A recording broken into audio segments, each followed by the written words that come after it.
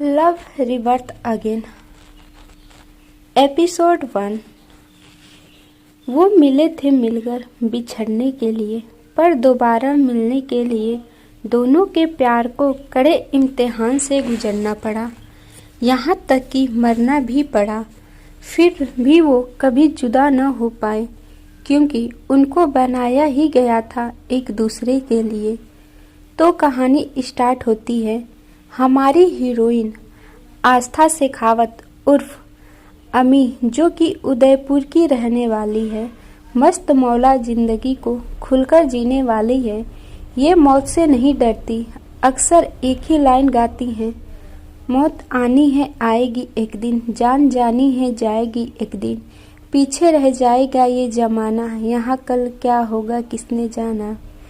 जैसा कि आप लोगों ने सीजन 1 में पढ़ा है, आस्था और रेहान एक दूसरे से बहुत ज़्यादा प्यार करते थे, लेकिन कहते हैं ना, जमाना दुश्मन होता है। उन लोगों के प्यार का भी जमाना दुश्मन बन चुका था, और सबसे ज़्यादा दुश्मन बने थे मिस्टर कबीर मल्होत्रा, जो आस्था और रेहान को एक नहीं होने देना चाहते थे। उन्होंने तो अपनी तरह से पूरी कोशिश की आस्था को जान से मारने की, लेकिन किस्मत में और भगवान ने आस्था को रेहान से जुदा न होने दिया। वो फिर लौट आई अपने अधूरे प्यार को पूरा करने के लिए। अब वो कैसे हुआ ये आपको पता चलेगा इस कहानी के अंदर। ये कहानी मैं लिख रही हूँ। एपिसोड 2।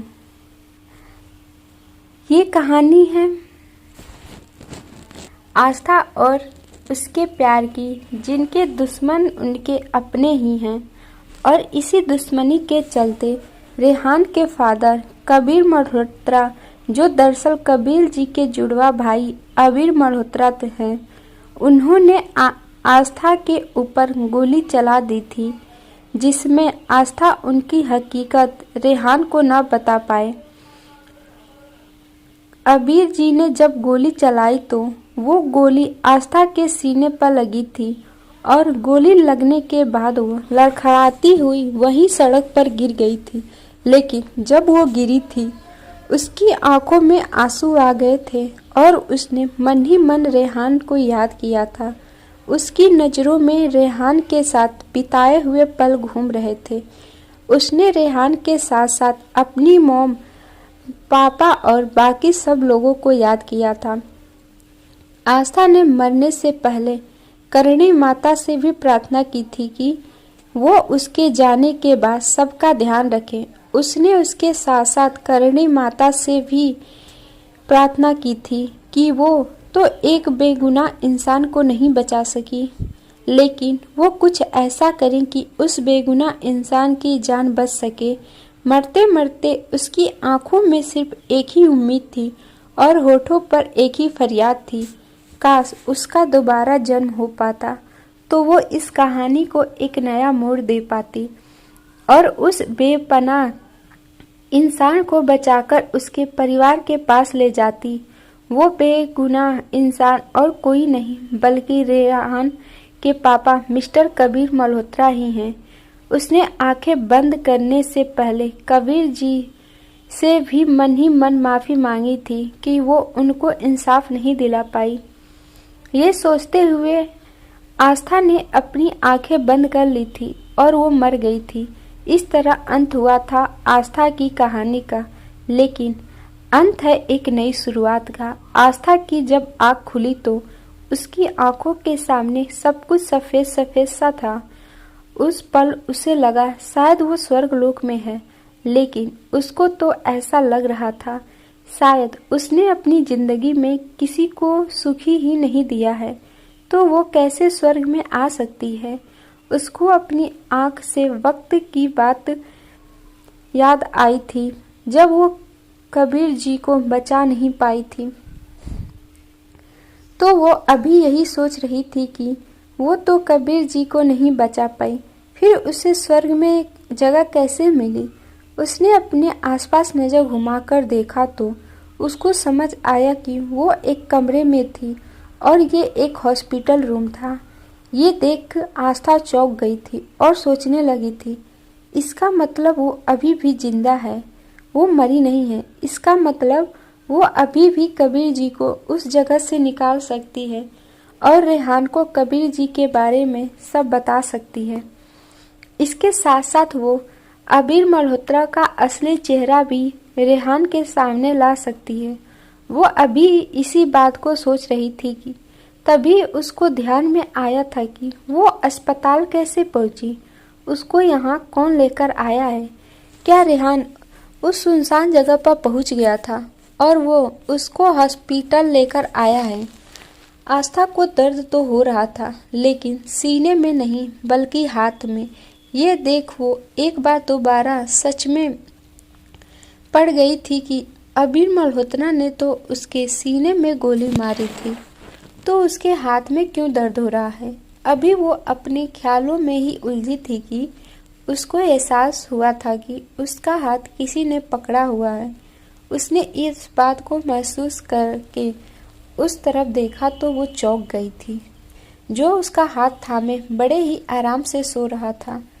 आस्था ने जैसे ही रेहान को अपने सामने देखा था, वो पहले तो हैरान हो गई थी और उसकी आंखों में नमी आ गई थी। उसका हाथ उठा था कि वो प्यार से एक बार रेहान को छू ले। इसी बीच में उसने वही हाथ उठा लिया था जिसमें दर्द था। दर्द महसूस होते साथ ही वो एकदम से चीखी थी, क्योंकि उसके हाथ में बहुत बुरी तरह दर्द होने लगा था। उसकी चीख सुनकर रेहान झटके से उठ गया था और जब उसने आस्था को होश में देखा तो उसने उसे अपने गले से लगा लिया था और बोला था, थैंक गॉड तुम्हें होश आ गया।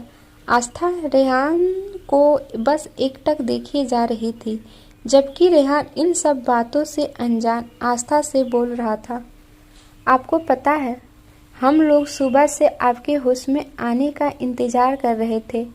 आस्था को कुछ समझ नहीं आ रहा था। उसको ऐसा लग रहा था जैसे ये सब पहले भी हो चुका है। वो रेहान से पूछना चाहती थी, उसको गले लगाना चाहती थी, सारी सच्चाई बताना चाहती थी, पर वो अभी उसको कुछ बता नहीं पा रही थी।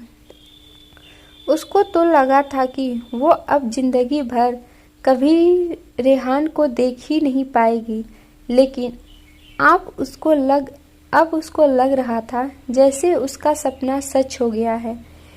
रेहान ने उसको अपने गले से लगाया था या फिर वो कोई प्यारा सा ड्रीम देख रही थी, इसीलिए वो नादानी में उसे पूछ बैठी थी, आप सच में यहाँ पर हैं या फिर मैं कोई सपना देख रही हूँ रेहान। उसकी आवाज़ सुनकर उससे अलग हुआ था। वो उसके हाथों को थाम के बोला था, आपको क्या लगता है मिस शेखावत कि मैं सच में हूँ या सपना हूँ? आप अपना हाथ बढ़ाइए और मुझे छूकर देख लीजिए कि मैं सच में हूँ या आपका कोई वहम है। आस्था ने रेयांश की बात सुनकर अपनी नज़रें झुका ली थी। वो अपना हाथ बढ़ाकर रेहान के चेहरे के तरफ ले गई थी। रेहान आस्था का हाथ अपनी तरफ आते देख हल्का सा मुस्कुराया था और उसकी उंगली पर अपने बाइट मार दी थी, जिससे महसूस कर आस्था चीख पड़ी थी और अपनी उंगली को फूंक मारने लगी थी और हल्के से गुस्से से रेहान को देखने लगी थी। वही रेहान उसको गुस्से में देख हंसने लगा था। आस्था रेहान से अभी कुछ कहती इससे पहले ही डॉक्टर अंदर आ गए थे। वो आते ही रेहान से इजाज़त लेकर आस्था को चेक करने लगे थे। एपिसोड 3। आस्था रेहान की हेल्प से लेट गई थी। रेहान आस्था को बहुत गौर से देख रहा था। वहीं आस्था के दिल में काफ़ी सारी बातें चल रही थी।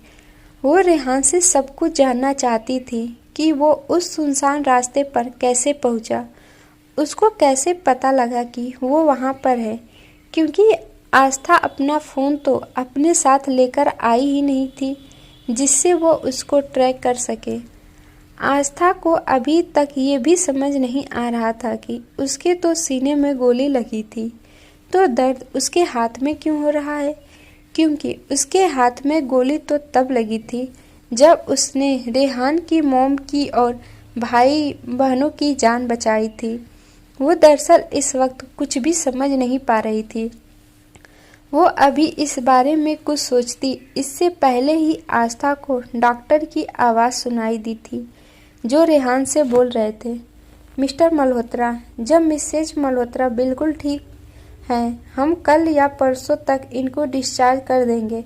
तब तक इनके हाथों को जो गोली छूकर गई है उसमें मैं थोड़ा सा आराम आ जाएगा।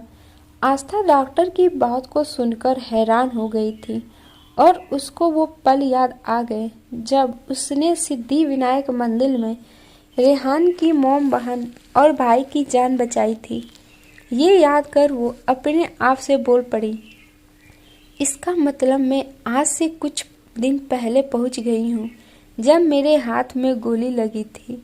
इसका मतलब करड़ी माता की कृपा से मेरा रिबर्थ हुआ है और मैं एक बार दोबारा से उन सारे पलों को जी पाऊंगी जिन पलों को मैं अपने पिछले बर्थ में जी चुकी हूँ। आस्था को बिलीव नहीं हो रहा था कि ऐसा भी होता है। हालांकि उसने बहुत सी स्टोरी और बहुत सी नॉवेल में रिबर्थ की कहानी पढ़ी थी, लेकिन उसने कभी सोचा नहीं था कि ऐसा उसके खुद के साथ भी होगा। इसीलिए उसने जब डॉक्टर की बात सुनी तो उसका शक दूर हो गया। सच में उसका रिबर्थ हुआ था, वो भी उस वक्त जब वो उदयपुर से आई थी रेहान के ऑफिस में इंटरव्यू देने के लिए और उसका सेकेंड राउंड होना था। उस दिन वो सुबह सुबह सिद्धि विनायक मंदिर गई थी सिमरन के साथ। इस दौरान उसके साथ ये हादसा हुआ था और उसके हाथों में गोली लग गई थी। आस्था की आंखों में आगे ये सब सोचकर आंसू आ गए थे और वो अपने आप में सोचने लगी थी, अगर भगवान ने उसे एक मौका दिया है तो वो उसका अच्छे से फ़ायदा उठाएगी और वो इस बार रेहान को उसके पापा से मिलवाकर जरूर रहेगी और उस अबीर की सच्चाई भी जल्दी से रेहान के सामने लेकर आएगी। अभी वो इसी सोच में थी कि तभी उसको रेहान के हाथ अपने गालों पर महसूस हुए थे। रेहान उसके आंखों से आए हुए आंसुओं को पूछ रहा था, जबकि डॉक्टर वहीं सामने खड़े हुए रेहान को देख रहे थे, जिसका पूरा ध्यान इस वक्त आस्था की तरफ था। रेहान अभी आस्था से कुछ कहता इससे पहले ही उसको डॉक्टर की आवाज़ सुनाई दी थी जो रेहान से बोल रहे थे, मिस्टर मल्होत्रा, आपको उनके हाथों को पानी से बचाना है ताकि उनका हाथ पके न। इसके साथ साथ दवाइयाँ भी टाइम पर देनी है। इस सब के साथ साथ इनको अपना ध्यान भी पूरी तरह से रखना है। बाकी तो आप सब अच्छी तरह से जानते हैं। मैं भी अब चलता हूँ, कोई भी बात होगी तो आप मुझे मेरे कैबिन से बुला लीजिएगा। ये बोलकर डॉक्टर वहाँ से चला गया था और आस्था अपनी आंखें झुकाकर बैठ गई थी। उसको दरअसल कुछ समझ में नहीं आ रहा था कि वो रेहान से अभी किस तरह से बात करे। उसके दिल की धड़कन तेज हो चुकी थी क्योंकि अपने पिछले बर्थ में तो वो रेहान से बिना सर कहे बात करने लगी थी, लेकिन इस बर्थ में उसको दोबारा से रेहान को सर बोलकर ही बात करनी थी। वो तो अभी तक यही सोचकर शॉक्ड थी कि उसका सच में रिबर्थ हो चुका है। उसने अपने मरते समय जो करणी माता से मांगा था, करणी माता उसकी वो ख्वाहिश पूरा कर दी है। अब क्या उसको रेहान को सारी सच्चाई बतानी चाहिए? वो कुछ ही समझ नहीं पा रही थी, लेकिन फिर उसने अपने आप को शांत कर रहा था और खुद से बोली थी, ये तू क्या करना चाह रही है अमी? अगर भगवान ने तेरा रिबर्थ करा है तो किसी कारण से ही किया होगा। बस अब अपने आप को शांत कर और जब जैसे जैसे जो होगा उसी तरीके से अपनी जिंदगी को जीते जा। आस्था ने अपने आप को शांत कर रही थी, तभी उसको अपने ऊपर कुछ नज़रें महसूस हुई थी। जब उसने अपनी पलकें उठा के देखा तो रेहान उसको बहुत गौर से देख रहा था। जिसे देख वो समझ गई थी कि रेहान के मन में क्या चल रहा है। वहीं रेहान आस्था को खोए देख समझ गया था वो आज कुछ भी नहीं छुपाना चाहता था। इसीलिए वो उठकर आस्था के पास पहुंचा था और बोला था, अब आप कैसा महसूस कर रही हैं मिस शेखावत? मैं उम्मीद करता हूँ अब आप अच्छा महसूस कर रही होंगी। आस्था को इस वक्त समझ में नहीं आ रहा था कि वो रेहान की बात का क्या जवाब दे। फिर भी वो अपने आप को शांत करती हुई बोली, मैं बिल्कुल ठीक हूँ सर, मुझे बस यह समझ में नहीं आ रहा। ये बोलकर आस्था 2 पल को रुकी थी और बोल पड़ी थी, सर मैं तो सिद्धि विनायक मंदिर थी ना। मैं और सिमरन वहाँ से सीधा मल्होत्रा इंडस्ट्रीज आ रहे थे सेकेंड राउंड के लिए। तभी वहाँ पर अचानक से न जाने कैसे गोलियां चलने लगी और मैंने वहाँ एक आंटी को मुसीबत में देखा जिनसे मैं अंदर मंदिर में मिली थी, पूर्विका की मम्मी। तो मैं उन्हें बचाने के लिए भागी। उसके बाद क्या हुआ मुझे कुछ याद नहीं। आस्था ने एक बार फिर रेहान को वो सारी बातें बताई थी जो उसने कुछ दिनों पहले ही रेहान को बोली थी, जब उसको सच में पूनम जी को बचाते हुए गोली लगी थी। उसको वो सब बातें याद थी। उसको यही बात नहीं, उसको वो सब बातें भी याद थी और उसको वो सब पल भी याद थे जो उसने रेहान के साथ अपने पिछले बर्थ में गुजारे थे। ये भगवान का दिया हुआ आशीर्वाद ही था जो उसको अपने आप पिछले बर्थ की बात याद थी जो आज उसके काम में आ गई थी। इसीलिए आज उसको कुछ भी झूठ बोलना नहीं पड़ा था। एपिसोड 4। वहीं आस्था के मन में चल रही उथल पुथल से अनजान रेहान आस्था की बातों को बड़े ध्यान से सुन रहा था जो उससे कुछ पूछ रही थी। आस्था रेहान से एक बार दोबारा से पूछ बैठी थी, सर क्या आप मुझे बताएंगे वो आंटी तो ठीक है ना? पूर्विका, आयाज और आंटी तीनों ठीक तो है ना? उन्हें किसी भी तरह की कोई चोट तो नहीं आई ना? रेहान आस्था की बात सुनकर उसके पास आया था और उसके सर पर प्यार से हाथ फेरकर बोला, वो तीनों बिल्कुल ठीक हैं और इस वक्त घर पर हैं। एक्चुअली बात ये हुई थी मिस शेखावत, जब आप उनको बचाने के लिए भागी तो एक गोली आपके हाथ कर छूकर निकल गई थी जिससे आप बेहोश हो गई थी। मेरे बॉडीगार्ड आपको लेकर यहाँ पर आए हैं। आस्था ने रेहान की बातों को सुनने के बाद चौंकने का नाटक करा था और बोली थी, आपके बॉडीगार्ड्स हमें यहाँ लेकर किस लिए आए हैं? क्या आपने हमारे पीछे कोई बॉडीगार्ड्स लगाए हैं? हालांकि आस्था को ये बात अपने पिछले बर्थ में ही पता चल गई थी कि जब वह उदयपुर से मुंबई आई थी उसी वक्त रेहान ने अपने कुछ बॉडीगार्ड उसके पीछे लगा दिए थे जिससे कि उसको किसी भी तरह की कोई भी परेशानी न हो। इसीलिए आस्था को इस बार कोई हैरानी नहीं हुई थी, बल्कि वो तो उस पल का इंतजार कर रही थी जब रेहान उससे अपने प्यार का इजहार उससे करेगा। अभी वो इसी सोच में थी कि रेहान बोल पड़ा था, क्या हुआ, दर्द ज़्यादा है क्या मिस शेखावत? रेहान की बात सुनकर आस्था अपने होठों पर हल्की सी स्माइल लाती हुई बोली थी, सर आई एम ओके। हाँ थोड़ा सा दर्द है लेकिन वो ठीक हो जाएगा। अभी तो मैं उन आंटी और पूर्विका के बारे में सोच रही हूँ, वो सब ठीक होंगे ना? वो आंटी बहुत डरी हुई थी पर वो स्वीट है। वो उनको देख मुझे मेरी मम्मा की याद आ गई थी। रेहान आस्था की बात सुनकर अचानक ही बोल पड़ा था, मॉम ठीक है।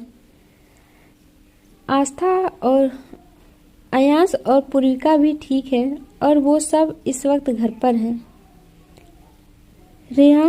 रेहान की बात सुनकर आस्था हैरान होने का दिखावा करती हुई बोल पड़ी, ओह अब समझ आया मैं यहाँ क्यों हूँ। मैंने आपकी फैमिली की जान बचाई तभी आप मेरे साथ यहाँ हैं। आई एम राइट ना सर? रेहान आस्था की बात सुनकर बोल पड़ा था, आप ना राइट है ना रॉन्ग है, बस बात को समझने की ज़रूरत है। मैं आपको सारी बात समझाता हूँ। होप आप बातों को सुनेंगी, उसके बाद ही कुछ सोचेंगी। दरअसल जिस वक्त वहाँ गोलियाँ चली, मुझे मेरे बॉडीगार्ड का फ़ोन आया था, जिनको मैंने आपका ध्यान रखने के लिए आपके पीछे लगाया हुआ था।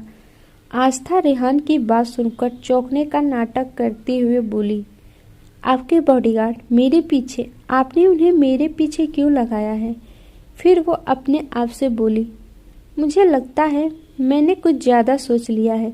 आप भला अपने बॉडीगार्ड्स को मेरे पीछे क्यों लाएंगे?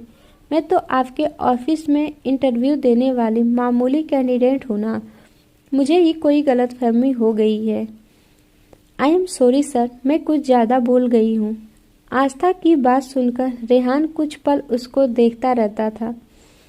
आप ये कैसे कह सकती हैं मिस शेखावत कि आप मेरे ऑफिस में इंटरव्यू देने आई एक मामूली कैंडिडेट है? आप क्या हैं ये मैं आपको बता नहीं सकता हूँ। अगर आज आपको कुछ हो जाता तो मैं शायद जिंदा ही नहीं रह पाता। ये बात रेहान ने अपने मन में कही थी। वो तो अभी तक बस आस्था को देख रहा था, जो अपनी ही सोच में बैठी अजीब अजीब से चेहरे बना रही थी। रेहान आस्था की मासूमियत में खो सा गया था। वहीं आस्था अपने आप में सोच रही थी, पिछली बार तो ऐसा नहीं हुआ था। तब तो सर ने बड़े ही प्यार से अपने प्यार का इजहार कर दिया था। आज इन्हें क्या हो गया? आज ये मुझे बता क्यों नहीं रहे? ये मुझसे बहुत ज़्यादा प्यार करते हैं, वही प्यार जो मैं उनकी आंखों में साफ साफ देख पा रही हूँ। इस वक्त दोनों के दिलों में अलग अलग तरह की बात चल रही थी। दोनों ही अपनी बातों को एक दूसरे को बोलना चाहते थे, लेकिन दोनों ही क्या बोले उन्हें समझ में नहीं आ रहा था। आस्था काफ़ी देर तक रेहान के बोलने का इंतज़ार करती रही। जब रेहान ने कुछ नहीं बोला तो आखिर में वो थक कर बोल उठी, सर मुझे लगता है अब आपको जाना चाहिए। आपको ऑफिस के काफ़ी सारे काम भी होंगे, वो ज़्यादा ज़रूरी होंगे। मेरा क्या है, मैं यहाँ पर अकेले रह सकती हूँ। ज़्यादा होगा तो मैं अपनी बेटी सिमरन को यहाँ बुला लूँगी। आप जाइए, मैं नहीं चाहती मेरे कारण आपका काम ना हो। आस्था की बात सुनकर रेहान बोल पड़ा था, मैं कहीं नहीं जा रहा। अगर बात काम की है मिस शेखावत तो आप शायद भूल रही हैं, मैं मल्होत्रा इंडस्ट्री में बॉस हूँ, वहाँ का एम्प्लॉय नहीं हूँ जो मेरे बिना कोई काम ना हो। तो इसीलिए आप ज़्यादा मत सोचिए, मैं यहीं बैठा हूँ। रेहान की बात सुनकर आस्था के होठों पर स्माइल आ गई थी, जो उसने रेहान को देखने से पहले छुपा ली थी। उसको आज भी रेहान बहुत अच्छा लग रहा था। वो अब थोड़ा मुंह फुलाकर बोल पड़ी थी, सर मुझे लगता है आपको यहाँ पर रुकने की ज़रूरत नहीं, अपने गर्लफ्रेंड के पास जाना चाहिए जिसका आपके पास कल फ़ोन आया था। रेहान आस्था की बात सुनकर हंस पड़ा था और उसके हाथों को अपने हाथों में थामते हुए बोला था, मिस शेखावत, आप कल से जिस बात से चिढ़ी हुई हैं मैं वो बात समझ रहा हूँ, लेकिन आप चिढ़ी क्यों हैं? क्या आप मुझे पसंद करती हैं या कहीं आपको मुझसे प्यार तो नहीं हो गया? रेहान की बात सुनकर आस्था की पलकें नीचे झुक गई थी। वो रेहान की किसी भी बात का जवाब दे नहीं पाई थी, बल्कि वो रेहान के ऊपर भड़कते हुए बोली, मैं आपको ये क्यों बताऊं जब आप मुझे ये नहीं बता रहे कि वो कौन थी जिसको आप बच्चा बोल रहे थे। रेहान आस्था की बात सुनकर उसके बिल्कुल करीब आ गया था और उसके कानों में बड़ी ही मदहोशी भरे अंदाज में बोला था, क्यों आपको चिढ़ हो रही थी क्या अगर मैं किसी और लड़की से बात कर रहा था? ऐसा तो तभी होता है मिस शेखावत, जब आपके दिल में किसी और के लिए प्यार हो। एपिसोड 5। आस्था रेहान की बात सुनकर चुप हो गई थी और मन ही मन खुद से ही बोल रही थी, रिबर्थ मेरा हुआ है और बदल लिए गए हैं। पिछली बार तो इस वक्त तक इन्होंने मुझे बता दिया था कि ये मुझे प्यार करते हैं। अब तक मैं इन्हें इतनी बार हिंट दे चुकी हूँ, लेकिन ये तो मेरी ही टांग खींचने में लगे हैं। मुझे बता ही नहीं रहे हैं कि उनके दिल में क्या चल रहा है, जबकि उनकी आंखों से साफ साफ नज़र आ रहा है कि ये मुझसे कितना प्यार करते हैं। वहीं आस्था को सोच में देख रेहान अपनी स्माइल को रोक नहीं पाया था।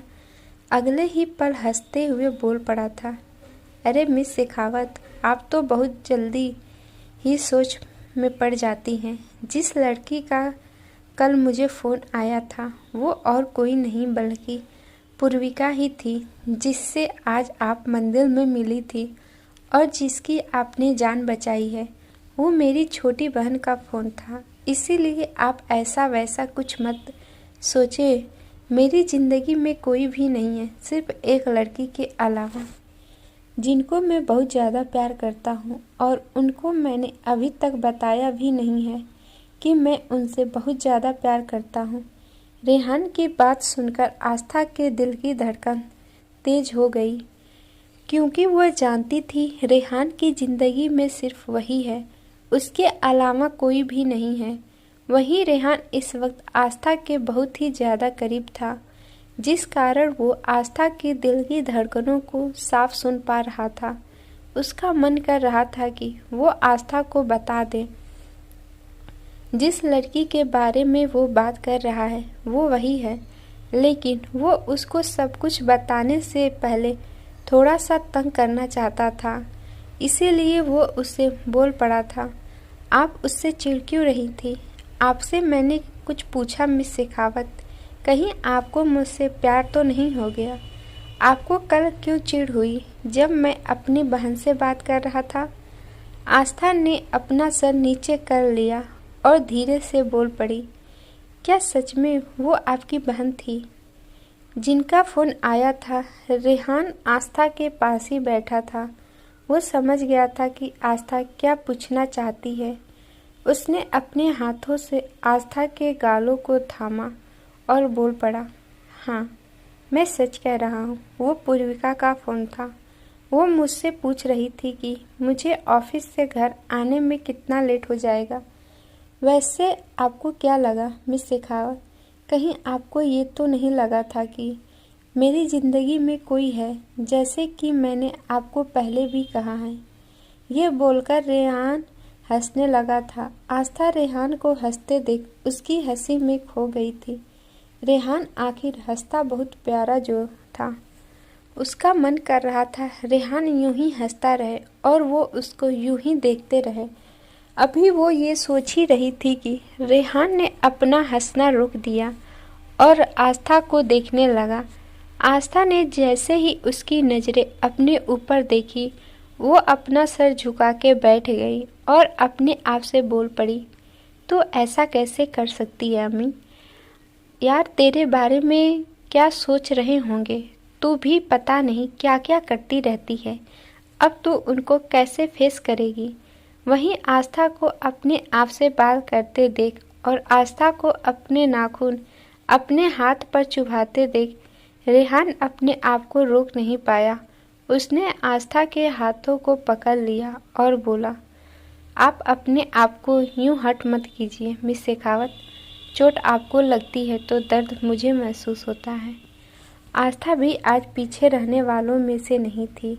वो अपनी पिछले जन्म से इस बार के जन्म में कुछ ज़्यादा ही अलग दिखाई दे रही थी। पिछली बार तो वो बहुत ज़्यादा शायद थी, अपने आप को एक्सप्रेस नहीं कर पाती थी, इसीलिए कभी उसने कुछ भी एक्सप्रेस नहीं करा था। लेकिन इस जन्म में वो बदल गई थी। वो अपनी बातें अब एक्सप्रेस करना जानती थी, इसीलिए वो रेहान के सामने भी बोल पड़ी। इसीलिए वो रेहान की बात सुनकर बोल पड़ी, सर, आपको मेरे दर्द से फ़र्क क्यों पड़ता है? क्या मैं जान सकती हूँ? क्योंकि हम दोनों के बीच में तो ऐसा कोई रिश्ता भी नहीं है जिससे आपको मेरे दर्द से दर्द का एहसास हो। मैं तो बस आपकी कंपनी में काम करने वाली एक छोटी सी एम्प्लॉय हूँ जो आपके अंडर काम करेगी, वो भी जब वो सेलेक्ट हो जाएगी। और मेरे जैसे न जाने कितने एम्प्लॉय आपके अंदर काम करते होंगे। आस्था ने जानबूझकर ये सब कहा था, जबकि वो जानती थी कि रेहान के दिल में क्या है। रेहान आस्था की बात सुनकर इतना ही बोला, अगर मैं इस वक्त आपके पास हूँ मिस शेखावत, तो आप खुद ही समझ जाइए कि आप मेरे लिए क्या है। वैसे शायद आपने डॉक्टर की बात सुनी नहीं। जब डॉक्टर यहाँ से गए, उन्होंने आपको क्या कहकर बुलाया है। आस्था रेहान की बात सुनकर समझ गई थी कि वो क्या बोलना चाहता है, लेकिन फिर भी वो जानबूझकर अनजान बनने का नाटक करते हुए बोली, हमने कुछ नहीं सुना सर कि डॉक्टर ने क्या बोला, क्योंकि उस वक्त दर्द इतना ज़्यादा हो रहा था कि दर्द के कारण हमें कुछ भी नहीं सुन पाए।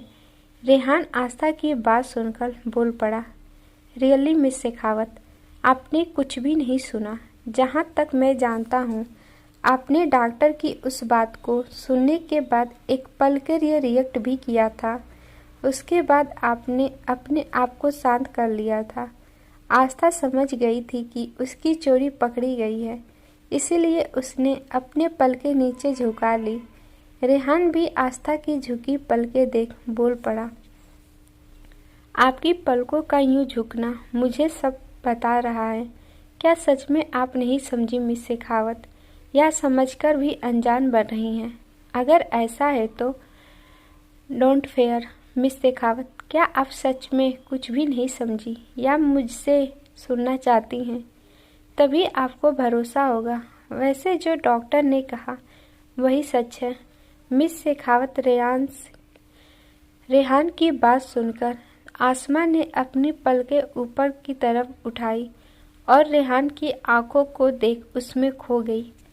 आप सबको ये स्टोरी कैसे लगी प्लीज़ कमेंट करके बताना ना भूलिएगा, और जिन्होंने भी हमारे चैनल को सब्सक्राइब नहीं किया है, प्लीज़ आप सब हमारे चैनल को सब्सक्राइब कर लीजिएगा, ताकि हमें मोटिवेशन मिलती रहे और हम आप सबके लिए ऐसी ही प्यारी प्यारी स्टोरी लाते रहें।